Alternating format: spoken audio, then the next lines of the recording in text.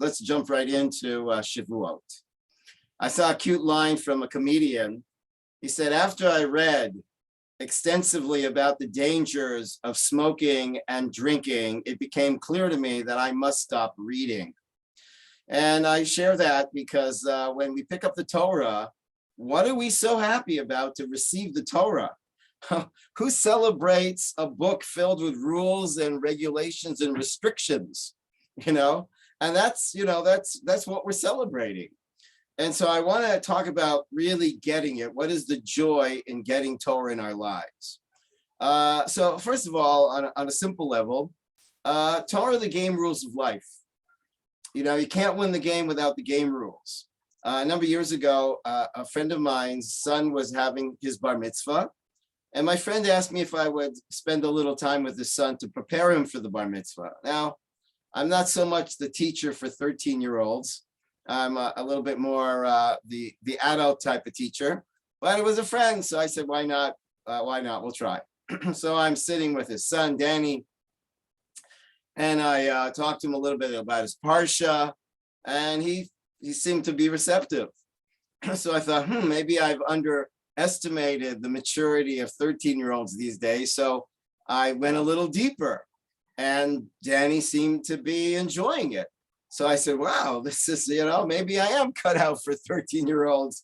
So I went even deeper, and Danny seemed to be getting it. Well, so after I had finished downloading all this deep stuff about his parsha, I said, so Danny, your bar mitzvah's just this Shabbat. Do you have any questions? He said, yeah, I have one. Why do I have to keep all these mitzvahs? I realized, I just went into the deep end, all these deep ideas about the parsha, when he doesn't even have a clue why he has to do all these mitzvahs. And in his mind, mitzvahs are not a blessing, they're a burden.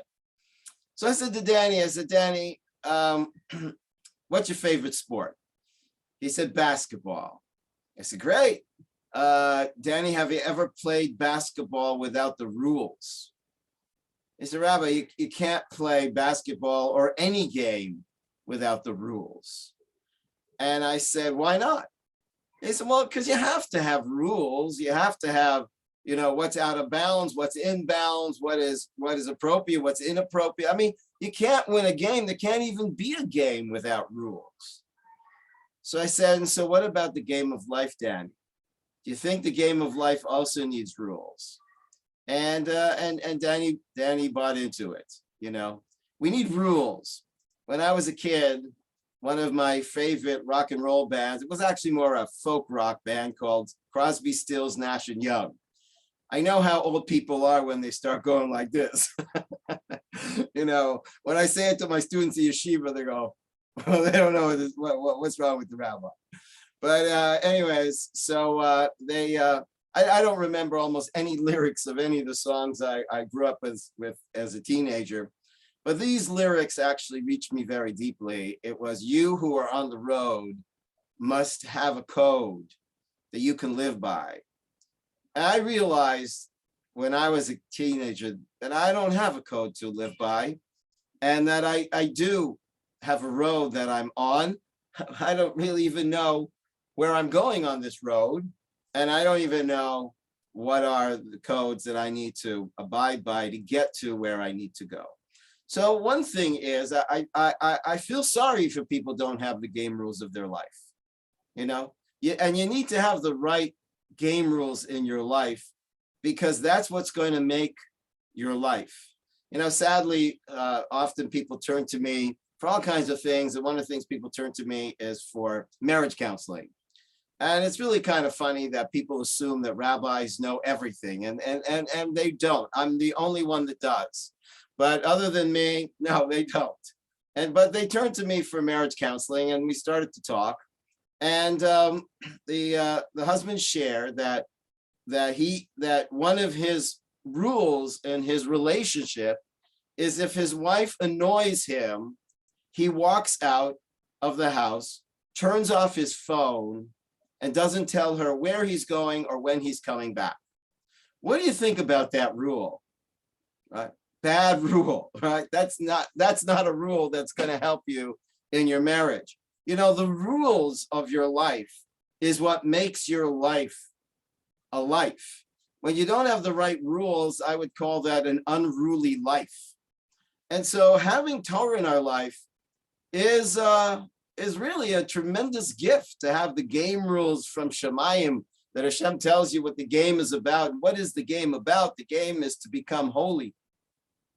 And what are the rules to holiness? Well, that's what Torah is about.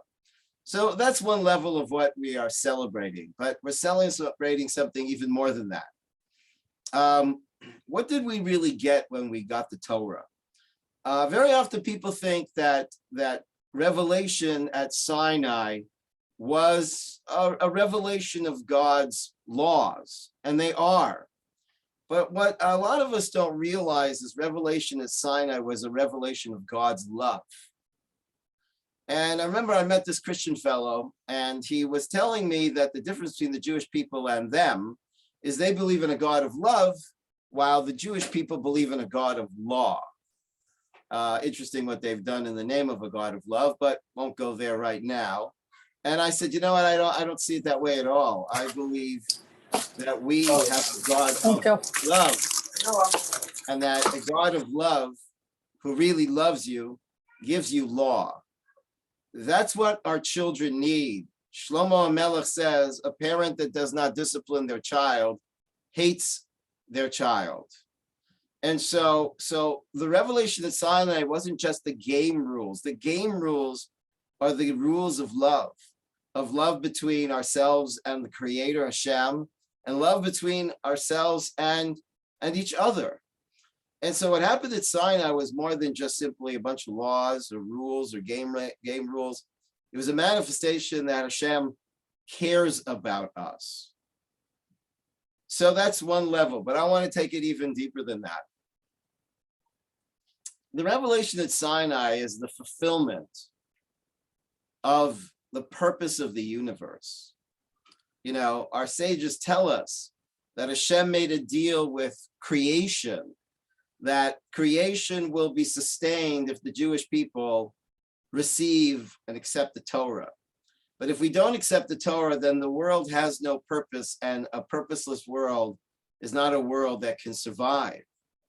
And so receiving the Torah is the fulfillment of the purpose of the world. What is the purpose of the world? Now that deserves its own talk, but for now, let's kind of cut to the chase.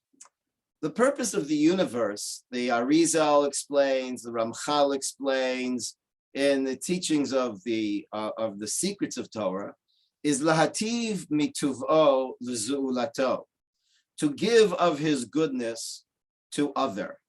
That's why we're here. We're here to be recipients of the greatest goodness that Hashem wants to gift us.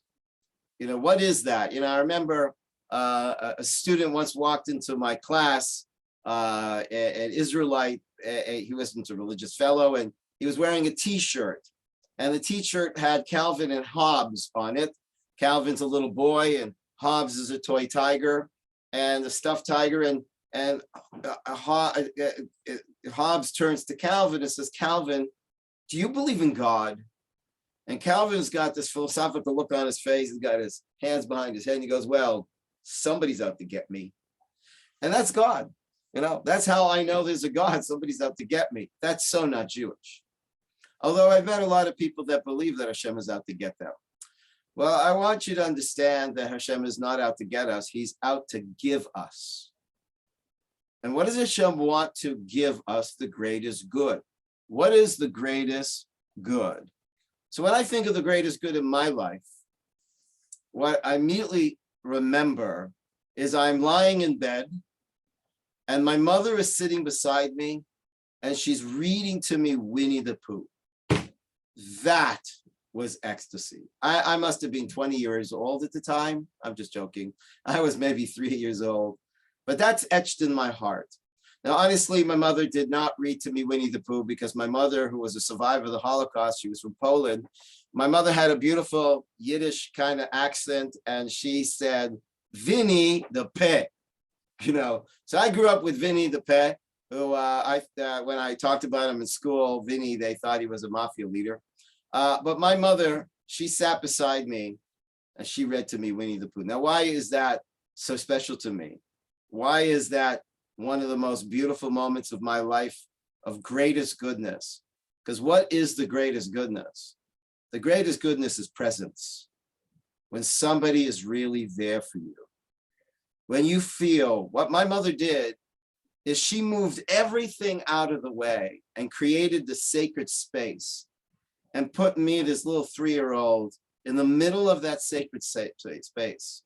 And then my mother condensed her entire presence and being into this moment and gave herself to me.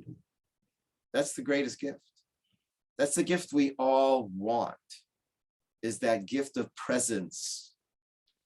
And that's what I'm sure you all want from your spouse, and your spouse wants from you, and your kids want from you, and your parents want from you, and you want from your parents, and you want from your kids. It's really about presence. I learned that in a very profound way when I was traveling, and haven't traveled in 2 years now. If you have questions, ask them at the end. I love questions, and I will have time at the end. Let me just download, and then I'll be happy, very happy to hear your questions. So, well, I haven't traveled in over 2 years now, which is crazy. I used to travel at least 3 to 5 times a year to different parts of the world.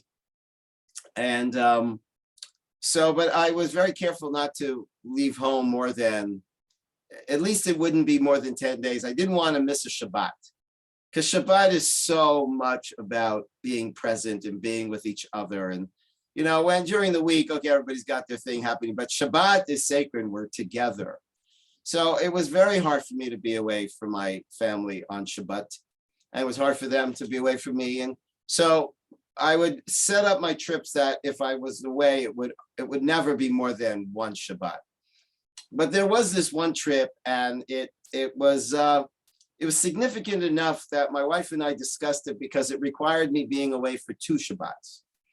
I didn't love that idea, and neither did my wife, but we felt it was important to do this because of the opportunity of being mashpia, being able to do some, you know, a little bit of holy work, hopefully. So I was away for two Shabbats. Well, when I came back, I was feeling very bad about that, and I wanted to make it up to my kids. My kids at the time, thank God we had 5 kids at the time. They were like 5, 4, 3, 2, 1, something like that. They were little kids.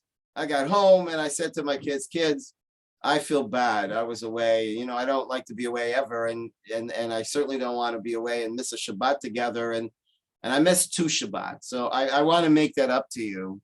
And you know what? I'm going to take you all out to dinner. Well, the kids seem to respond to that really well. And so we live in the old city, and I'm walking with my family out of Jaffa Gate. And just as we're walking out the gate, I turned to my kids. I said to them, kids, what do you want? Chinese or Italian? My son, who at the time was maybe 4 years old, didn't miss a beat and said, I want you.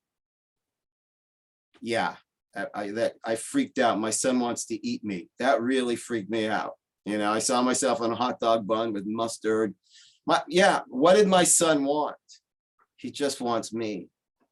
That's what your kids want. That's what your husband wants. That's what you want. That's the greatest gift. The greatest gift is presence, and I'm there for you. I'm really, really there for you.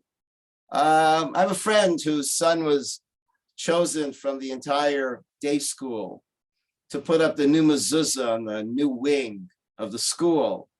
My friend's wife called and said, hey, honey, Jay is going to be putting up the mezuzah on the new wing. It's going to be Wednesday morning. My friend says, oh, I can't, you know, wow, this is a busy time, and I'm in the middle of a lot of deals. And, you know what, I can't make it, but you know what, I'll make it up to him. I'm going to buy him that bicycle he wanted. Yeah, I'm going to buy him that bicycle. He'll be happy with that. You think that boy will be happy getting a bicycle? Well, I want you to know he would, because he didn't like his dad. No, I'm just joking. He would not. Nobody wants that bicycle. They want that presence. And the mistake that people make as parents is they somehow have adopted as one of the principles of parenthood something called toys are us. And they're not. We are us, and kids want us to be present. That's what this is about. And what our children really want more than toys is shared experiences with us. That's what I remember. I remember my mother sitting beside me reading to me Winnie the Pooh. I don't remember when she bought me the Mercedes Benz when I was 5 years old. That didn't mean anything, that car. I'm just joking, but that's what it's about. So what is Hashem giving us? So our sages tell us that the first words that we heard at Sinai, Anochi Hashem Elokecha, the word Anochi is an acronym for Ana, Nafshi, Ktivis, Yahev. I, my soul, in writing, I gave you. I gave you my soul in writing. So the Torah is not simply a book of law. It's a love letter. Imagine you get a letter and it's from the one you love the most and loves you the most. And you get this letter, your lover, your spouse, has been away for a couple of weeks, and you get a letter. People don't get letters anymore. They get emails, WhatsApps, whatever. But imagine the old-fashioned letter, and you get that letter. When you get that letter, you rip it open and read it, speed read it while you're eating your scrambled eggs. No, you don't. You take a moment, you go into a nice place, where you can really focus. You open up that letter and you start to read it. And what do you hear? The voice of your beloved. And what do you feel? You literally feel as if your beloved is right next to you. Right next to you. That is, there's various levels in the Torah. There's pshat, so you read the letter, the simple understanding. Then there's drush. You realize that your beloved has written something even more inside this letter. And then there's remez, which is hints, that the way they cross their T's and dot their I's, there's a lot that's being communicated there too. And then there's a secret. And you start counting the letters, every 49 letters of the letter, and it spells don't count my letters. But whatever, the idea basically is when you learn Torah, that's the presence of Hashem. Because the Zohar says, Kutcha Brichu Varaita V'Yisrael Chadhu, one. Hashem is one with the Torah. Hashem is one with the Torah. So the Kabbalah describes this as Hashem wanted to give his endless light to the vessels, which are you and me. And what is this endless light that Hashem wants to give us? Hashem's presence in our life. Now, what is Hashem's presence in our life? How do I feel Hashem's presence in my life? Obviously, I feel Hashem's presence is very second, because I know that all the powers within me are not from me. If you think this is your life, I saw somebody wearing a t-shirt the other day, and it said, "My life, my rules." Let's see how much life is your life. I'm going to ask you all for just 10 seconds to turn your hearts off, and then I'll let you know when to turn them back on. You can't turn your heart off and on at will, but if you can't turn your heart off and on at will, that means that you're not beating your heart. If you're not beating your heart, who is? Whoever that is, I suggest we stay in good contact. What about my thinking? If these are my thoughts, how much are your thoughts your thoughts? I'm going to ask you all for just 5 seconds to stop thinking. You can't stop thinking. You're always thinking. If you're the master of thinking, you should be able to turn it on and off at will. You're not the master of thinking. What you think is your choice. That you think, that's a sham. Right this very moment, there are 17 muscles in my face that have to work in perfect coordination for every syllable to come out of my mouth. I don't even know where there's space on my face, in my face, for 17 muscles, but more than that, I don't even know how to talk. Here I am sitting here talking, and I don't know how to do what I'm doing. Is this Rabbi David Aaron all by himself teaching a class? What you're witnessing is a partnership between David, Aaron, and Hashem. Yeah, I always feel Hashem because all the powers within me are not from me. And when a person becomes conscious of that, they realize Hashem is with me all the time. Hashem is with me all the time. One of the things that I do when I daven is, at the beginning, I take my pulse. And I know people don't see me do it. I kind of put my hand like this. And I just take a few moments to be aware. This is not me beating my heart. I don't know how to beat a heart. Who is beating my heart? I especially do that at the second bracha of Shemona Esrei, B'chayei Meitim Ata, and I literally, viscerally want to experience that with every beat, I'm being given another beat of life. And so Anochi means I gave my soul in writing to you. So what is Torah? Torah is the wisdom of Hashem. But one of the things our sages teach us is that Hashem doesn't have wisdom. Because if Hashem had wisdom, then you would be saying that Hashem is a complex entity of multiplicity. So if you think that Hashem has wisdom, as if wisdom is an attribute tacked on to Hashem, and that there's Hashem and his wisdom. Hashem doesn't have wisdom. Hashem is wisdom. And so the Torah is literally the presence of Hashem in so much as Hashem is his wisdom, and Torah is Hashem's wisdom.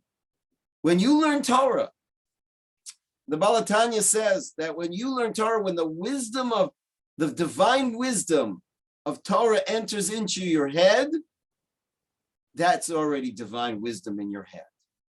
Same thing, Hashem doesn't have goodwill, because that would mean that Hashem is, again, a combination, a multiplicity. There's Hashem plus his goodwill. Hashem doesn't have goodwill. He is goodwill. He is his will. That means that when you light Shabbos candles and you say Asher Kiddushanu Mitzvotav, and you recognize that Hashem wants me to light Shabbos candles, when I want what Hashem wants, the divinity of Hashem's will, or the manifestation of Hashem in so much as he is his will, is right there in your life. The Piznetzer Rebbe says that when you want to do a mitzvah, your will is no longer human. Your will is now divine. Because that mitzvah is, Hashem wants you to do that mitzvah. And Hashem is that will, and infinitely more. So when we talk about Hashem's presence, most people think that Hashem is someone somewhere over there. And so somewhere in heaven, how can I feel his presence when he's so far away from me? You can always feel Hashem's presence because Hashem is life. Hashem is wisdom. Hashem is love. Hashem is his will, and infinitely more than all that. And that's what is the greatest gift. Hashem wants to give us himself. And how does he give us himself? By giving us his goodwill, his wisdom, his understanding, his kindness, his compassion, his unconditional love, his peace, his justice, his truth. Because these are not attributes Hashem has. Hashem is these attributes. When you demonstrate kindness, in so much as Hashem is kindness, that's the presence of Hashem right there. Right now, we're learning Torah. In so much as Hashem is wisdom, this is the presence of Hashem in so much as this is wisdom. The jokes are not Hashem. I'm just joking.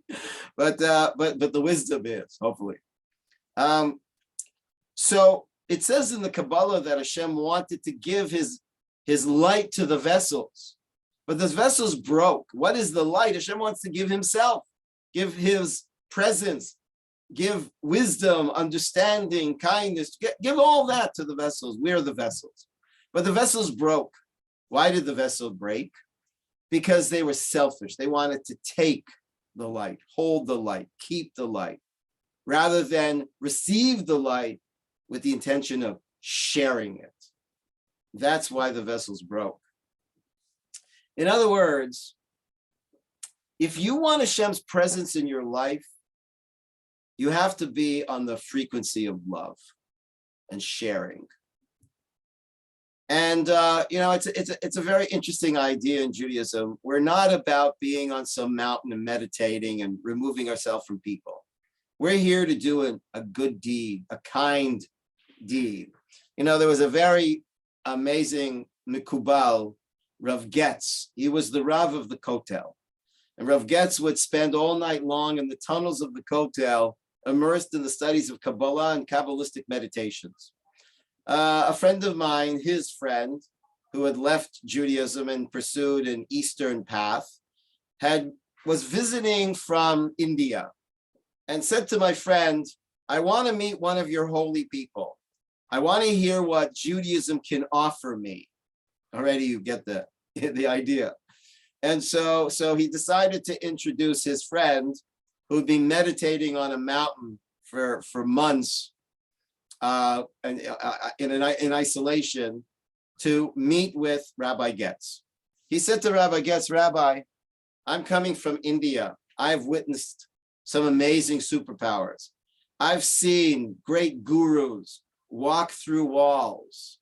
I've seen great gurus levitate their bodies. I've seen great gurus lie on a bed of nails. What does Judaism have to offer me? And this great Kabbalist said, oh, wow, all we have is love your neighbor as yourself. Right, that's all we have. Because that's all you need. Because that's what matters. This guy even said that one of the most amazing things he saw as a guru pointed at a bird and killed it with his finger. Great. That's not what Torah is about. Torah is not about, some mystical experience all by myself on some mountain away from the world. Torah is about bringing Hashem to the world. So Hashem gives you himself. But in order to receive Hashem in your life, you want to share Hashem with others in their life too. Because that's what it's about. That's what it's about. If you really, really have wisdom, you want to share it. You've heard something beautiful and wise when you hear, you say, I want to share that, because that's, you are in the presence of God when you are inspired to want to share love and kindness and peace and truth. So the vessels broke, but the Kabbalists say, but didn't Hashem know that they weren't ready and they wanted to just take the presence and not receive it and share the presence of Hashem with others? So the Kabbalists say that's true. It's kind of like the story of Adam and Eve in the Garden of Eden. Didn't Hashem know that they'd eat from the tree of knowledge of good and bad? It even looks like a setup. I mean, if you don't want us to eat from the tree, couldn't you put it somewhere behind the mulberry bush? You got to put it in the center of the garden where we see it, and then create a snake that goes and says, eat it, eat it, eat it. I mean, what's really going on here? Hashem knew they were not going to stay in the garden. So why put them in the garden only to have them thrown out? So one of the understandings is because if you never tasted the garden, you'd never know what you're yearning to get back to. Hashem gave us a split second of a taste of his presence so that we will yearn for him. And that's the amazing thing about human beings.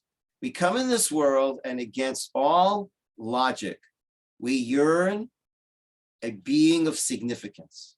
We yearn to be significant. Why? We yearn to be meaningful. Why? We yearn to be purposeful. You can't be purposeful in a purposeless world. We yearn for love. Why? Because we tasted the presence of Hashem in our lives. We are born with a metaphysical memory that we experienced Hashem in our lives. And even the most committed atheist is looking for God. They just don't know they're looking for God. And the God they think they're supposed to be looking for, they don't believe in, and I don't believe in either. And that's why they've given up. And so why did the vessels break? There's nobody here on this, in this talk that is craving Gaba Giba. Anybody here craving Gaba Giba? It's actually got an OU on it. No, it doesn't exist. You don't crave food that doesn't exist. But let's say there really was some exotic food from Asia called Gaba Giba. Would anybody here crave it? No, because you never tasted it. You crave what you tasted. Our sages tell us that we came in this world and we crave Hashem. We crave Hashem. But what happens when we don't know how to fill ourselves with Hashem? Well, so I had a student who, unfortunately, he was in his 30s already. He had a drug history of maybe 20 years. And he finally got off the drugs. And it was 12 steps that helped him do that. And he shared with me something that was so beautiful. He said in 12 steps, he was taught that in every soul, there's a hole that only Hashem, God, can fill. And if you don't fill that hole with God, you'll try to fill that hole with gambling, with food, with alcohol, with drugs. But nothing can fill that hole, only the presence of God. Well, my friend worked really hard and he stopped the drugs for a couple of weeks. And to his shock, his life fell apart. His life was much worse than it was when he was taking the drugs. And he went back to 12 steps and he said, I can't believe this. I gave up the drugs and my life is worse now. And they said, you weren't listening. You think drugs are your problem? Drugs are not your problem. Drugs are your wrong solution to your problem. Your problem is there's a hole in your soul that only God can fill. And it's great that you're not filling that hole with drugs anymore. But if you don't fill it with God, that is what we got at Sinai. What we have is a way to tune into Hashem's presence. Always. Always. And every time you learn some Torah, in so much as Hashem is that wisdom, that's the presence of Hashem in your life. Of course, that wisdom isn't Hashem. Hashem is much greater than that. And every time you want to do a mitzvah, not just do it like a robot, but want to do that mitzvah, even if it's minimally you want to do that mitzvah. The more you want to do it, the better. But when you want what Hashem wants, and I'm sure you've heard me say this many times, you can sum up Judaism. Basically, it's aseh ritzono ritzoncha. Want what Hashem wants. We learn Torah to know what Hashem wants. We dive into want what Hashem wants. And we do mitzvahs to live what Hashem wants. And I know what Hashem wants, and I want what Hashem wants, and I live what Hashem wants. Then I get the big prize. The big gift, the presence of Hashem is in my life, right here, right now. And so, what does it take to really build our vessels to be able to really, really receive Hashem in our lives? And some of you might have heard me share this before. The secret to all this is in the movie, The Wizard of Oz. How many of you have seen The Wizard of Oz? Well, you're not showing. Have your name, lift up your hand. Anyways, The Wizard of Oz is a story about a little girl that doesn't really appreciate, well, she's not a little girl, she seems to be a teenager, and she doesn't appreciate her aunt or an uncle, she's an orphan, but some kind of storm, tornado, hurricane throws her away, and suddenly she's far away from her aunt and uncle, and all she's thinking about is how much she misses them. When they were there, she didn't miss them at all, didn't appreciate them, but now she's far away and that's all she wants. But now to get home is going to take a journey. She's got to follow the yellow brick road because there's a wizard that can take her home. Well, every good movie has to have the antagonist. So you got this wicked witch that's trying to stop her to get to the wizard. And on her way, she meets a scarecrow and a tin man and a lion, and she wants a home, and each one wants courage, the other one wants a heart, the other one wants a brain, which is basically what we all want. And so they're working really hard to get to the wizard, and the wicked witch is doing everything to stop them, but they get there, relentless, unstoppable. They get there. And when they get there, she finds out that the wizard is actually some professor from Kansas City, but he can't take her home. He has a hot air balloon. He's going to take her home. And as she's saying goodbye to all the munchkins, there's a technical difficulty. Something goes wrong, and the wizard takes off without her, and she misses her ride home, and she's devastated. And there she is. She's crying. She's lost all hope. She'll never get home. Who shows up at that moment? The good witch, Glinda, which is numerical value Mashiach. Check that out. Glinda shows up, and Dorothy's crying, and Glinda says, "What's wrong?" And she said, "I want to go home." And Glinda says, "Well, that's not a problem. All you have to do is click your heels 3 times and say, 'There's no place like home.' There's no place like home. There's no place like home." Now, when I was a kid, at that moment in the film, I got very angry at Glinda because I thought to myself, if I were Dorothy, I would say, "Glinda, now you show up. You couldn't have showed up earlier and tell me this. You know how much I'm going to pay on therapy to get those flying monkeys out of my head? Why couldn't Glinda show up earlier?" Because Dorothy wasn't ready to say there's no place like home.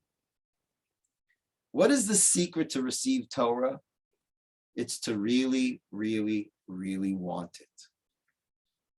And not a few people have kids that don't really, really want it. And this is our educational challenge, that we should be able to give Torah to our children and to our friends. And when they taste it, how could they not really, really, really want it? Originally this shiur was supposed to be at my time, 7:00, but there was a wedding, and I wasn't so close to this fellow, but he asked me to come make a bracha at his chuppah, so I couldn't say no. So I went to the chuppah, and so I asked if you don't mind if we could make the shiur at 8:00. And the wedding was at the Tayelet, if you know the Tayelet of Armona Netziv in Yerushalayim, with this breathtaking view of Yerushalayim, and you can see the old city, and you can imagine the base of Migdash there. And I looked at this wedding, and I said, you know what? This is the most perfect way for a person to get married. We just have the most amazing ways to celebrate the most important moments of life. Other nations, they very much prided themselves in their architecture, their beautiful buildings. That's not so much what Judaism really prided itself in, although we did have an amazing Beit HaMikdash. But what we do every day is the architecture of time. We architect time to be like a jeweler is able to set a diamond and just reveal the extraordinary beauty of that diamond. And we have a Torah that takes moments of life and architects around those moments the perfect setting to feel Hashem right there. It was just spectacular. And I said to myself, I'm so blessed. I'm so grateful to have Torah in my life. And so what does it mean, Shavous? It's to know what Hashem is giving us. Because when we really know what we're getting, we'll get it. And we'll be able to give it to our children and our friends. But you know what? My journey in Judaism is what I call from the oi of being Jewish to the joy of being Jewish.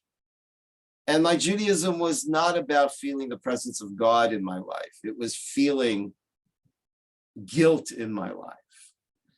And so this Shavuot, I bless us all that we open our hearts and our minds to really allow the Torah to enter into our being, realizing that every Torah you learn is a little bit of the presence of Hashem right there. And every mitzvah you do is a little bit of Hashem right there. And I cannot think of a greater gift to myself and to my children and to my friends than the gift of Hashem's presence. So that's what I wanted to share. And I'd be happy to hear your questions. I'll put my question into the chat, Rabbi, if that's helpful. No, I'm into the oral tradition. You can just say it if you'd like. Okay, I'm going to read it because I knew I would forget it if I didn't ask it right then and there. Okay. Isn't the gift of Hashem's presence as the greatest good or purpose of the world dependent on whether we actually love him first?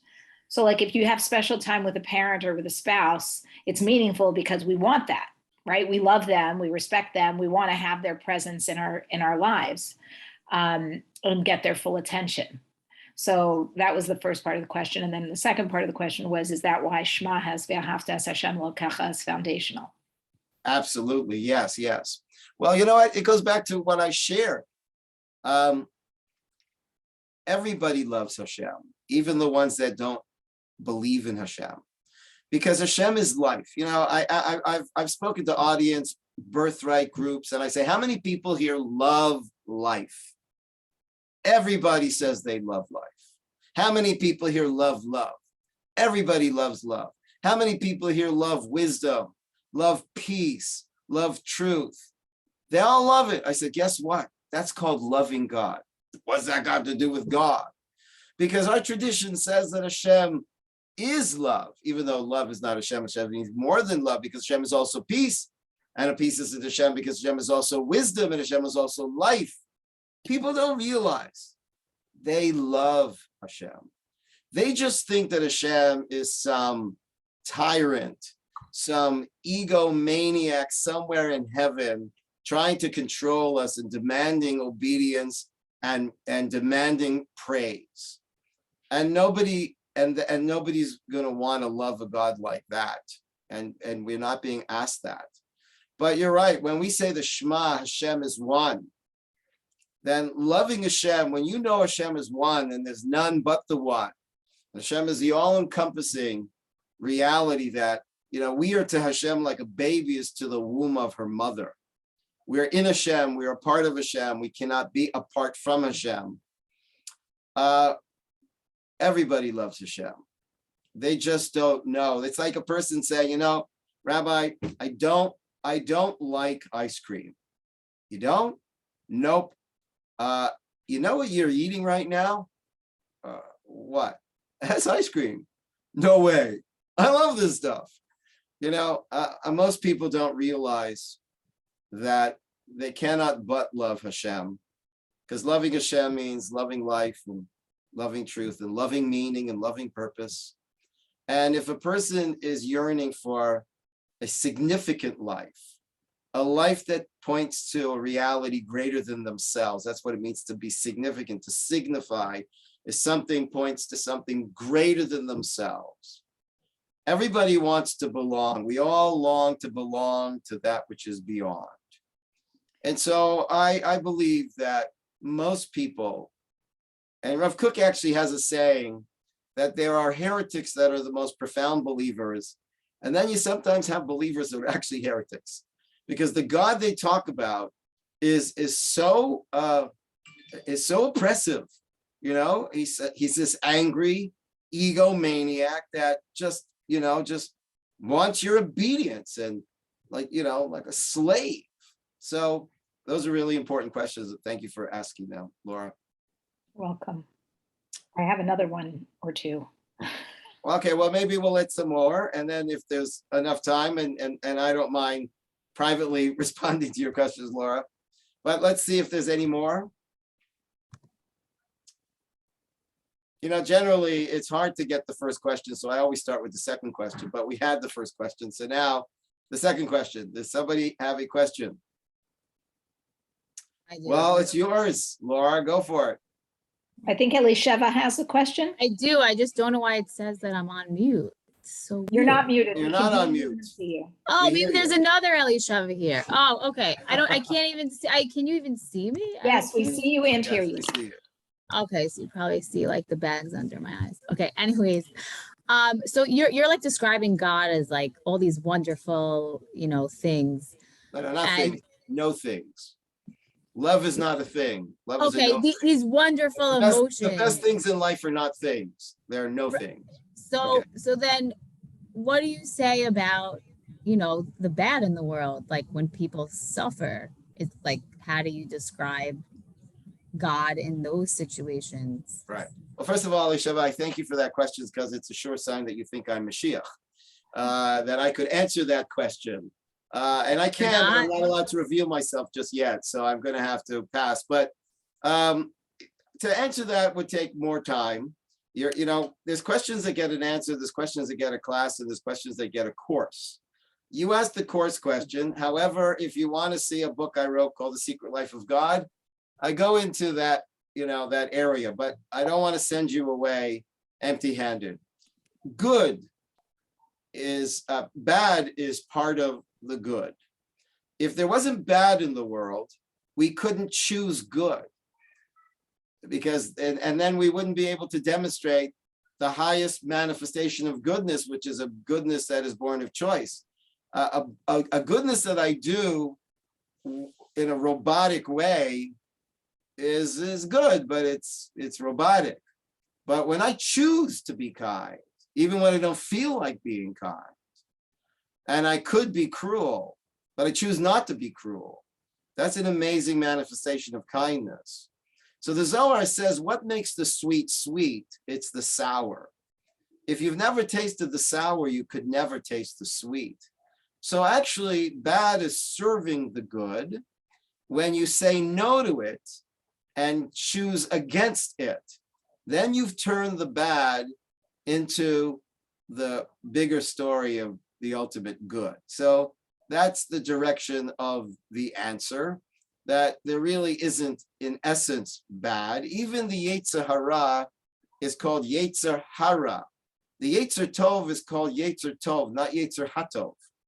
Yetzer Tov is a good inclination, and Yetzer Hara should not be translated as a bad inclination, but inclination towards the bad. But in itself, it's not bad. The evil inclination is not in essence bad, but it can bring about bad. Everything in the world is here to serve, to make manifest the greatest goodness of God's presence in the world. And evil is actually doing that, because by evil showing us the opportunity to choose hate, and we say, no, we're going to choose love. Wow, that presence of that kind of love, but if you're not able to hate, then you're not really, really able to love. And so bringing Hashem's presence in the world actually is aided by, and that's one of the understandings that I once heard of Shalom Aleichem. These two angels are showing up at our dinner, and we're calling them, welcome angels of peace.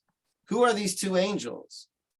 One is the Yetzer Tov, and the other one is the Yetzer Hara. And why are we blessing them? Because on Shabbat they make peace. On Shabbat we're able to say to the Yetzer Hara, I know that you're here to serve God too. The way you serve God is by trying to get me not to, and giving me the opportunity to say, no, I'm not going to listen. I'm still going to be in service. And that enables a tremendous downpour of Hashem's presence. So, Elisheva, did some of that make sense, what I just shared? It makes sense, but I was referring to more someone who's like suffering. He's not choosing bad over good. He's just in the circumstance that God put him in. So I underestimated how much you thought I was Mashiach. You really think I'm Mashiach, because Moshe Rabbeinu asked that question of Hashem, and he didn't get an answer. But I'm going to did give you the answer anyways. No, I'm just joking. I don't have that answer, but I do have a direction. Suffering is a choice. Especially today. I mean, Today, why? Because of my class? You're suffering? First of all, because of your class. Second of all, if you just look around at the suffering around us, I mean, people are going through real nisyonis and like, yeah, you know, and they're really, so like, so how do you look at it as like this beautiful thing and all the positive descriptions you had of God, like, oh wow, this is beautiful, this suffering, like wow, like no, I wouldn't say suffering is beautiful, but I will share a story which I might have shared with Chizuk, but it's an important story. It was when my wife and I went to give birth to our first child, and we did the Lamaze program so that I could help my wife in the process and support her and help her be calm. And well, when we got into the birthing room, rather than being a Lamaze master, I was Mare Shlamazel. I wasn't helping my wife at all. I was trying to help her breathe, but I started to hyperventilate. And eventually I asked for an epidural. So I was really going crazy, and my wife was in pain. And as she came to the most intense contractions, she looked at me in my intense and my anxiety, and she came out of a contraction. She looked at me, she said, with perfect calm, "Could you calm down?" And I was like shocked. It was like, what? And then she went into another contraction, and she was in excruciating pain. And she came out of it, and she said to me, "I might be in excruciating pain, but I'm not suffering." She then went into another contraction, which sure looked like suffering to me. And she came out of that and she said, suffering is pain without purpose. This is the most purposeful pain I've dreamt to have in my life. And so if a woman can reveal that in the last minutes of birth, I call that a revelation. And my wife taught me that pain without purpose equals suffering. Pain with purpose equals power. And so when we're going through pain, what we should try to imagine is we're about to give birth to a greater part of ourselves. And all pain is a form of growth, and all pain is an opportunity. And I'm not saying this because I've not experienced, and I'm not saying that I master it all the time, but I am saying this is the right thing to say to ourselves, that I'm in birth right now, and I'm about to give birth to maybe a new idea, or maybe a new attribute of myself, or maybe discover something about myself I could not discover had I not been in this challenging situation. And so pain often is not our choice, but suffering is. When you give pain no purpose, and you might not know the exact purpose of this pain, but at least say there must be some purpose to this pain. You know, I don't know how a person, you know, someone had reached out to me and they've had probably one of the most horrible lives I've ever heard. And this was my advice. I said, look, what I'm about to share is not an attempt to prove God, but I want to ask you something. These are your choices in the pain that you're going through so much in your life. You could either believe that there is no God and there is no purpose to this pain at all. When you think that thought, how do you feel? And this woman said to me, I feel despair. I said, okay. You could choose to think that this pain is coming from the Creator, and He hates you, and He enjoys inflicting pain on you. When you think that thought, how does that make you feel? I said, oh my gosh, devastated. I said, okay. You could choose to believe that that God created the world, but got tired of it, and He abandoned it. And this pain is completely meaningless. It's random, has zero value. When you think that thought, what do you feel? She said, I don't think I could get out of bed. I said, or you could choose to believe that Hashem created the world and he knows what he's doing and he loves you and he cares. And someday you'll understand why you went through all this. When you think that thought, how does that make you feel? She said, well, that gives me hope. I said, well, one thing I did not prove there's a God, but I proved that you need to believe there's a God. And I think that's an important thing to take in consideration, you know, an important thing to take in consideration. So I'm not saying that I don't experience suffering and that I haven't had challenges in my life. First of all, I grew up with, my mother was a survivor of the Holocaust. And I grew up very, very aware that tragedy is a real possibility. But I still think the greatest choice that we can make in our lives is to bring Hashem into our lives. And I believe the more you believe that Hashem brought you to it, the more you can believe that Hashem will get you through it. Any more questions or comments? Well said. Well said. All right. Well, I'm not in a hurry, but this might be, you might have another shiur. So thank you very much. If you didn't get who I am, I'm Rabbi David Aaron. I have a website, rabbidavidaaron.com, AARON. I've written 8 books. You can get them on Amazon. I have on my website a very large library of a lot of teachings. So if these teachings were valuable to you, you might be interested in getting more. And I want to thank Chizuk for giving me Chizuk and giving the world Chizuk, because we really, really need Chizuk. And I do believe that Chizuk is doing one of the most important services in the Jewish world today, because as much as I absolutely believe in reaching out, I also believe in reaching in, because our own community is being challenged. And, you know, we need to be role models for our brothers and sisters that are not affiliated with Torah. So we can't lose our own Torah community. So we desperately need to be constantly renewing and strengthening, you know, the Torah community. So big thanks to Barry Feld and Rabbi Chaim Feld, Rebbitzin Barry, and thank you so much. Kol Tuv. You should have a Chag Sameach, and you should feel Hashem hug Sameach to you. Okay, shalom, shalom. Amen. Thank you so much. Thank you everyone for joining today. Kol Tuv.